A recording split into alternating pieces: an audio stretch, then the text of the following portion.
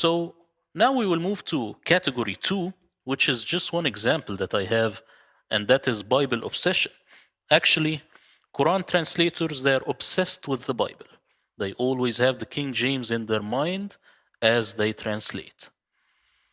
So we see here the word حبا وأخرجنا منها حبا. Now they have it as grain. This is correct because this is the same grain that you make bread by. Right. Correct.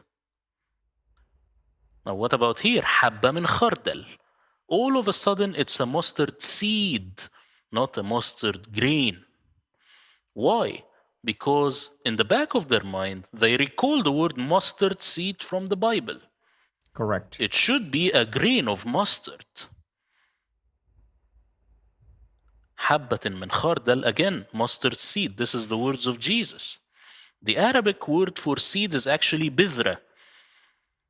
Is it a big mistake? No, but it reveals how weak of a translator they actually are, and that manifests itself throughout their entire translations.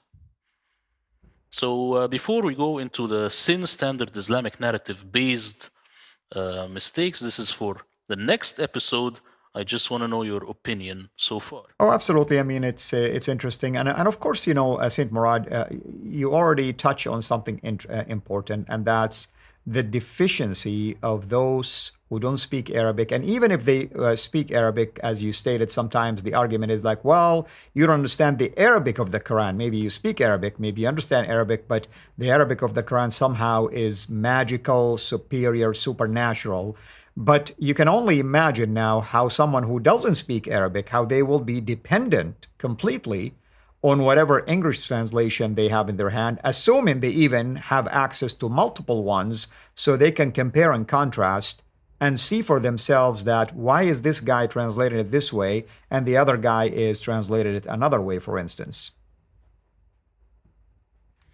Yeah, exactly. And it shows in all levels, in all categories, especially as we keep going on in this series.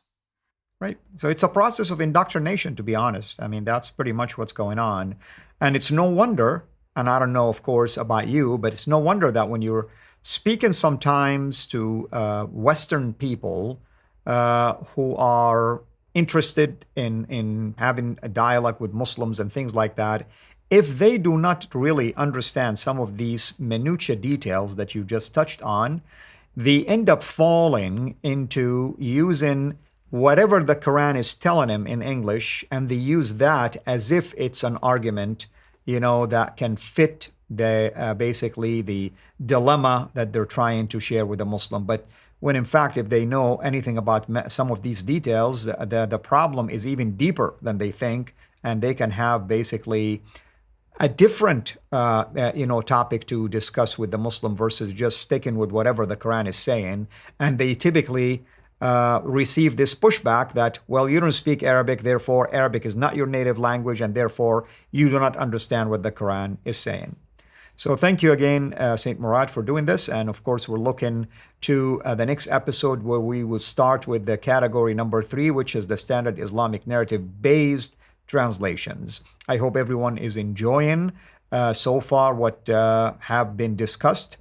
And we hope that you will benefit from this particular video series, and it will take you at a deeper level now in terms of your dialogue with Muslims. And maybe even you can point to our Muslim friends, especially those that do not speak Arabic, and maybe even those who speak Arabic, how these translations are really not straightforward, not forthtelling. Rather, they are intended on manipulating meanings and sometimes doctrines as a result of this. Thank you again, St. Murad. Thank you everyone for watching. This is Al-Fadi. Until next episode, have a blessed day.